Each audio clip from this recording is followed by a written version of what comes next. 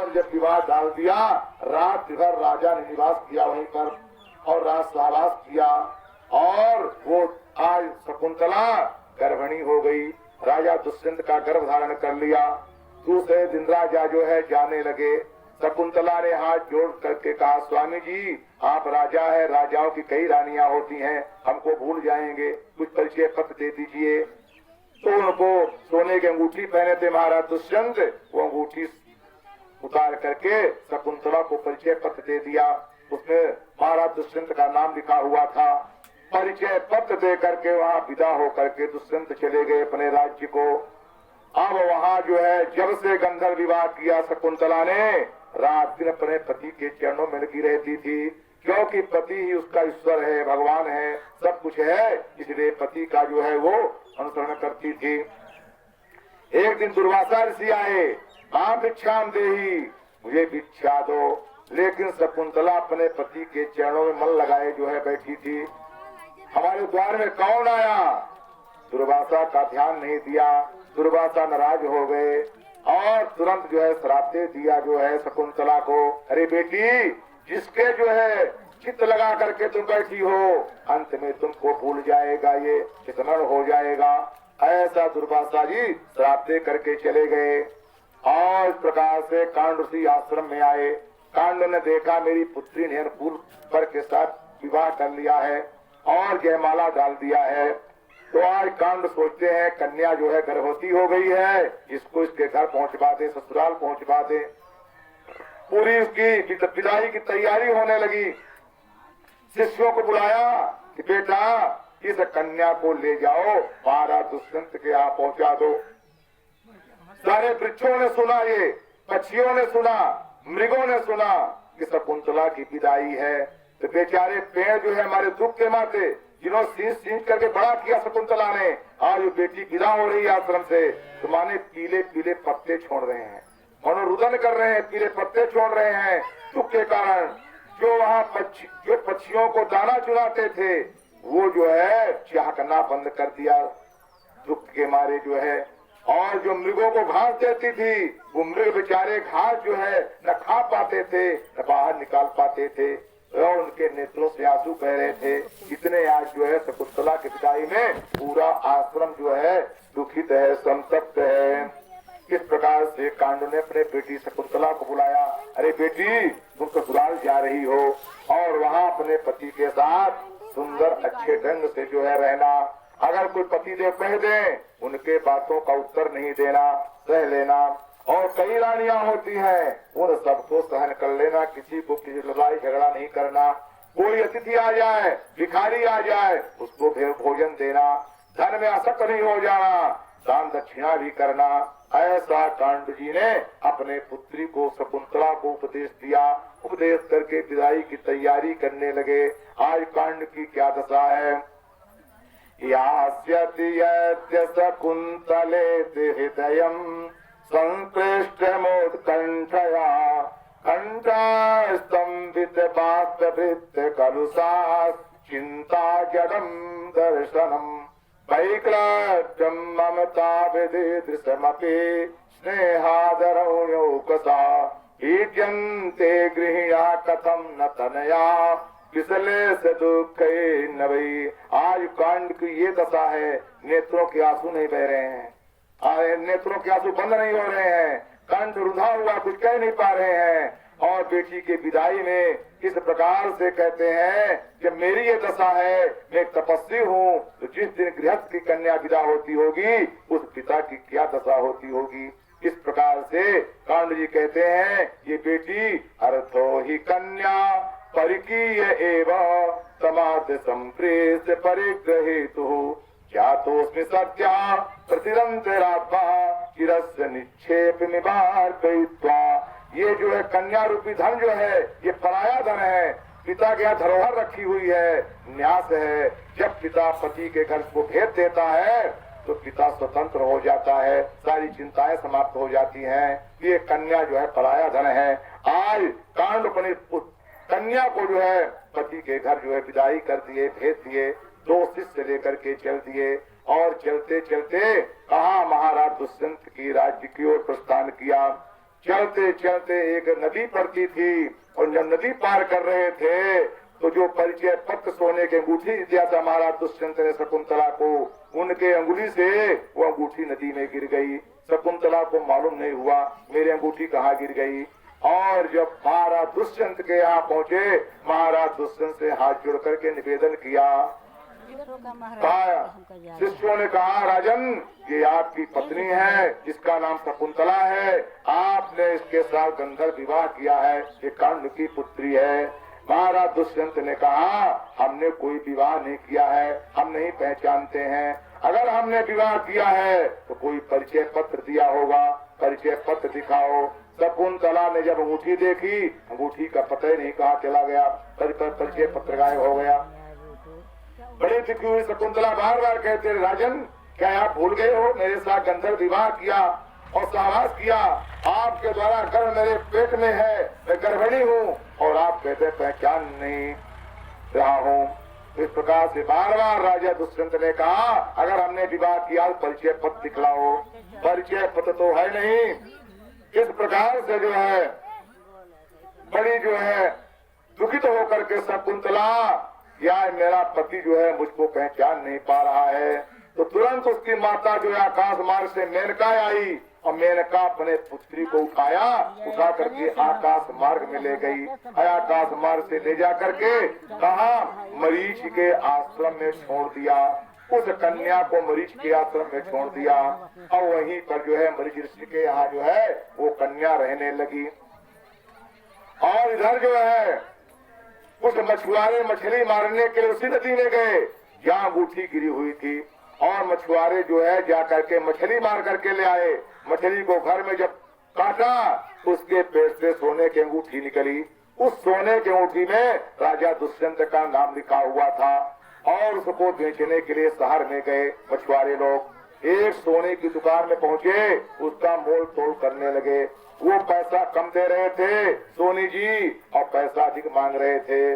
उन्होंने जो है उनका मोल भाव तय नहीं हुआ, उसने FIR कर दिया, पुलिस को फोन कर दिया। पुलिस जा करके पहुंची, माल और मुलजिम दोनों बरामद हो गए। ये आखिर तुमने कहाँ अंगूठी पाई है जिसमें राजा दुष्यंत का नाम लिखा है, तुमने डकैती किया है, चोरी किया है।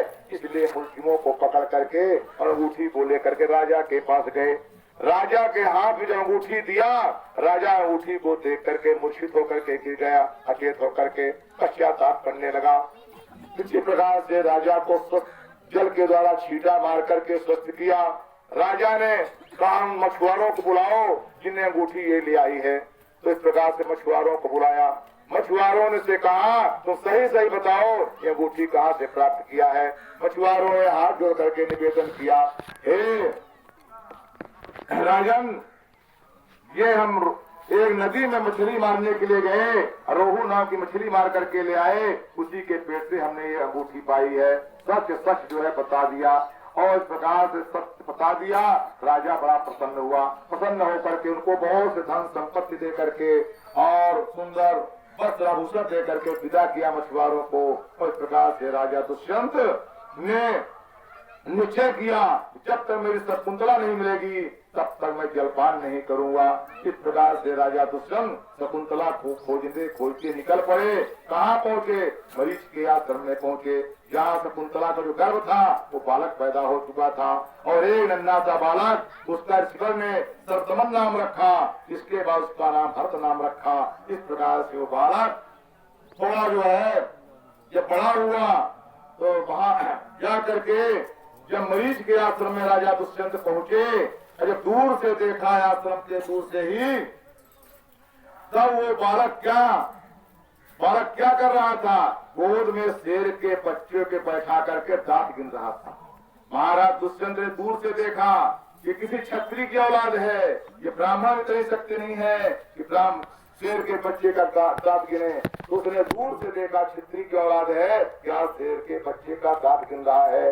जब आश्रम के अंदर पहुंचे महाराज दुष्यंत, बालक के पास उसके हाथ में जो रेखाएं दी थी तो गाय में चक्रवर्ती के लक्षण है, एक राजा के लक्षण लड़का है, निश्चय मेरी औलाद है, मेरा ही पुत्र है ये। इस प्रकार से महाराज दुष्यंत निश्चय कर लिया और कांड के पास गए। कांड से उसके मरीच ऋषि के पास गए और मरीच ऋषि से कहा, अरे भगवान, ये मेरी प्यारी पत्नी शकुंतला आपके आश्रम में है, हम इसको लेने के लिए आए हैं, प्रभु कृपा कीजिए। इस प्रकार से मरीच ऋषि ने पत्नी को आमने सामने किया, शकुंतला को बुलवाया। शकुंतला ने से पूछा, ये क्या तुम पहचानते हो?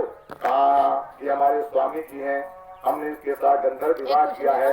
और इस प्रकार से आज शकुंतला भी कह सकती थी कि हम नहीं पहचानते हैं, लेकिन धन्य सुशीला शकुंतला ने कहा, हमारे पति देव हैं। तो कहा, क्या तुम जाना चाहती हो? कहा, मेरे स्वामी जी ले जाएं, तो जाने के लिए तैयार हैं। इस प्रकार से वहाँ राजा दुष्यंत के नेत्रों से आंसू गिरने लगे कि मैंने क्या इसके साथ बर्ताव किया, आज मेरी पत्नी मेरे साथ कैसा बर्ताव कर रही है। इस प्रकार से चरणों में ऋषि के जो है अपनी में गिर गए। कहा, गुरुदेव, मैं अवश्य इसको ले जाऊंगा, लेने के लिए आया हूँ। इस प्रकार से मरीच ऋषि ने जो पुत्र पैदा हुआ भरत शकुंतला का, उस भरत को और जो शकुंतला को राजा दुष्यंत को सौंप दिया। इस प्रकार से महाराज दुष्यंत अपने पुत्र भरत को लेकर के अपने राज्य चले आए और उन्हीं के नाम से ये भारतवर्ष पड़ा। ये भी कथाएं जो है 9वें स्कंद में बताई गई हैं। वृंदावन बिहारी लाल की। दुष्यंते भरतस्यापि शांतनो सुतस्याम ययाते जेठ पुत्र से दो वंशान की कीर्तिनाम। और इस प्रकार से जो है ये राजा ययाति का, नहुष का, दुष्यंत का, भरत का, शांतनु का, भीष्म आदि का जो कथाएं हैं ये 9वें स्कंद में बताई गई हैं। और यदुवंश का विस्तार भी बताया गया है। इतना भगवान ने कृष्ण जगदीश्वर देवे गृह जन्मा तो प्रत्यक्ष को खुले हैं। और इसके बाद जो है यदुवंश में भगवान श्री कृष्ण का अवतार होना और इस प्रकार से असुरों का संहार और अवतार लेकर के गोकुल जाना, नंद यशोदा के यहाँ पालन पोषण होना, और ये सब लीलाएं जो है 10वें स्कंद में बताई गई हैं।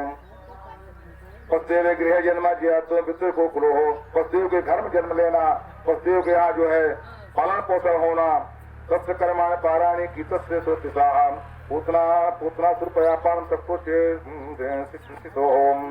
और इस प्रकार से पूतना को जो है, पूतना जा करके कन्हैया को दूध पिलाना और दूध के स्थान प्राण को पीना और पूतना का उद्धार करना, ये भी कथा जो है 10वें स्कंद में बताई गई है। श्वेतो बकादे हो जिनका श्वेता प्राप्त ब्रह्म से संशयावर्त का उद्धार, बकासुर का उद्धार, धेनुकासुर का उद्धार, प्रलम्बासुर का उद्धार, और ये भी कथाएं 10वें स्कंद में बताई गई हैं। गोपानाम परित्रातम दावक ने परित्रता दमनम कालियस्य हे मादे नंद मोक्षा में। और ग्वाल वालों को जो है दावाग्नि से रक्षा करना, अग्नि का पान करना और कालिया का जो है मान मर्दन करना और कालिया का जो है उस कालिया दह से निकाल करके बाहर करना, और ये भी कथाएं जो है 10वें स्कंद में बताई गई हैं। प्रत्यर्यादु कन्या नाम जित संतुष्ट रूप से ही पत्नी जो विप्रा नाम चानु स्थापना में। और वहाँ की कुमारिकाएं जो है गंग यमुना के किनारे प्रतिदिन जाती थी, बालू की कात्यायनी देवी की मूर्ति बनाती थी और उनकी पूजा करती थी। किस उद्देश्य से? कन्हैया हमको पति रूप में प्राप्त हो। इस प्रकार से भगवान ने उनके सुंदर वस्त्रों को हरण किया, उनकी मनोकामनाओं को पूर्ण किया। ये सब कथाएं जो 10वें स्कंद में बताई गई हैं। साधु गोवर्धन धर्णम क्या सक्र सुरेश राम साधु। और वहाँ पर जो है जंगल में बड़े तेज भूख लगी और ग्वाल वालों ने कहा कि नहीं, बड़ी तेज भूख लगी है। तो वहाँ से ब्राह्मणों की यज्ञशाला से जो है ग्वाल वालों ने जाकर के भात 4 प्रकार का जो है भोजन लेकर के सुंदर ब्राह्मणों की पत्नियां आई और अपने हाथों से जो है कन्हैया बलराम को खिलाया। और इस प्रकार से वो सुंदर जो है संतुष्ट होकर के उनके 4 प्रकार के भोजन से। और ये भी कथाएं 10वें स्कंद में बताई गई हैं। कृष्ण से श्री क्रीड़ा हो और गोवर्धन को उठाना और इस प्रकार से इंद्र का अभिषेक, इंद्र के द्वारा अभिषेक करना, भगवान श्री कृष्ण का अभिषेक, स्त्रियों के साथ जो है रात क्रीड़ा करना, रास करना, ये भी कथाएं 10वें स्कंद में बताई गई हैं। शंखचूड़ दुर्बुद्धे पदो अरिष्ट के सिन्हा पश्चात शंखचूड़ का उद्धार, दुर्बुद्धि का उद्धार, अरिष्ट का उद्धार, केसी का उद्धार, और इस प्रकार से ये कथाएं 10वें स्कंद में बताई गई हैं। आकुर पश्चात आकुर जी का आगमन और गोकुल में जाकर भगवान श्री कृष्ण को बलराम को रथ में बैठा करके मथुरा ले जाना, ये भी कथा जो है 10वें स्कंद में बताई गई है। स्त्रियों मथुरा लोकता स्त्रियों का विलाप करना, स्त्रियों का विलाप करना, कन्हैया का मथुरा का अवलोकन करना, गज का उद्धार और गज का उद्धार, मुश्रिक का उद्धार, चाणूर का उद्धार और कंस का उद्धार पद करना, ये सब कथाएं 10वें स्कंध में बताई गई हैं। मृतस्यान्यम सूनो पुनः संदीपनो गुरो हो में, और इस प्रकार से संदीपन गुरु के आश्रम में विद्या अध्ययन करने के लिए बलराम श्री कृष्ण का जाना, वहाँ विद्या अध्ययन करना, विद्या अध्ययन करने के बाद अपने घर को लौटना, और उस समय गुरु माता ने कहा कि हमको गुरु दक्षिणा तुम देना चाहते हो, हमारे 6 मरे हुए पुत्रों को वापस ला दो। इस प्रकार से कन्हैया ने गुरु के पुत्रों को जो है मृत्यु लोक से जो है यमराजपुरी से वापस लेकर के दक्षिणा के रूप में समर्पित किया। मथुरायाम प्रिया में पिता उत्तराभ्याम जरासंध समानित से और प्रकाश जरासंध का पद, ये भी जो है कथा 10वें स्कंद में बताई गई है। सेवना में आदान पर जात रुक्मणी का हरण, ये भी 10वें स्कंद में कथा बताई गई है। पया ज्योतिष मत्वा कन्या नाम मरणम चैत पौंड सल्लानाम संपत्ति है समरोध विदोपीठे संज्ञा। और इस प्रकार से 8 पटरानियों के साथ विवाह, और इसके बाद भौमासुर को मार करके 16,100 कन्याओं के साथ विवाह, ये भी कथा 10वें स्कंद में बताई गई है। जब पौंड्रक का वध, सल्लो का वध, दंत भक्त का वध, संबर का, द्विविध का, इस प्रकार से इन राजाओं का वध, ये भी कथा 10वें स्कंद में बताई गई है। महात्म पदस्ते भूमि से पांडवा में है। और भगवान इस प्रकार से भगवान के चक्र ने काशी को जला दिया, और फिर जो है भारतीय पांडवों को निमित्त बन करके सेवा बहुत बड़ा भाव उतार दिया, ये भी कथाएं 10वें स्कंद में बताई गई हैं।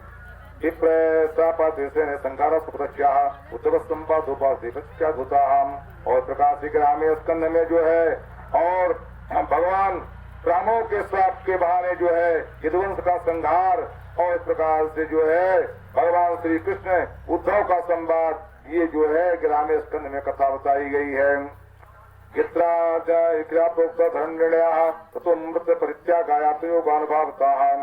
और इस प्रकार से धर्म का निरूपण, और अंत में जो है भगवान श्री कृष्ण अपने आत्म योग के प्रभाव से जो है मृत्यु लोक को त्याग करके परम धाम को सशरीर जाना, ये भी कथाएं जो है 11वें स्कंद में बताई गई हैं।